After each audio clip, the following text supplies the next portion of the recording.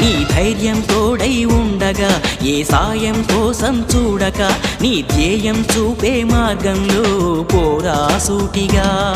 ఏనాడు వెనకడుగేయక ఏ అడుగు తడబడనీయక నీ గమ్యం చేరేదాకా దూసుకుపోరా సోదరా